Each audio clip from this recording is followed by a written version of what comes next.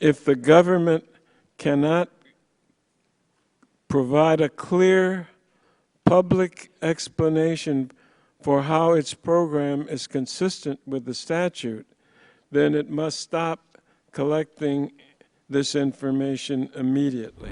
At a House hearing Wednesday, the Obama administration faced some tough questions over the constitutionality of surveillance programs revealed by NSA leaker Edward Snowden.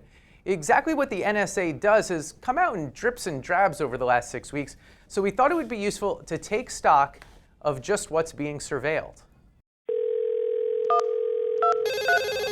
First, phones. We know the government can track our cell phone metadata, what numbers call which, how long the calls last, and where exactly the phone is, by extension, where its user is. We know Skype calls can be recorded, even video chats, as if dating long distance wasn't hard enough. And the Post has reported the government also intercepts telephone calls and routes the spoken words to a system called Nucleon.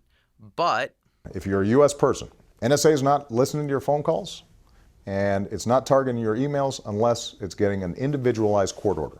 That gets us, thanks for the segue, Mr. President, to surveillance of what we do online. First, we learned about PRiSM, the program that mines the servers of Facebook and Google, Apple and Microsoft, theoretically exposing all the photos we post, searches we make, Taylor Swift songs we download. When William Snowden leaked these slides to the Post, they showed Microsoft had been participating longer than anyone. Ironic, given this commercial they released just a couple months before the leak. The lines between public and private may never be perfect, but at Microsoft, your privacy is our priority.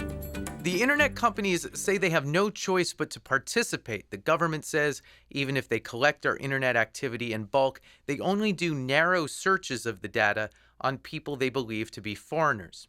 Beyond PRiSM, there's another massive source of zeros and ones that got less attention. Last week, the Post published this slide revealing a program called Upstream that scoops up info from the actual fiber optic cables carrying internet and phone data, all of which might make this question seem pretty easy to answer. Does the NSA collect any type of data at all on millions or hundreds of millions of Americans? But when Senator Ron Wyden asked the Director of National Intelligence that question back in March, James Clapper gave a short, if dubious, answer. No, sir.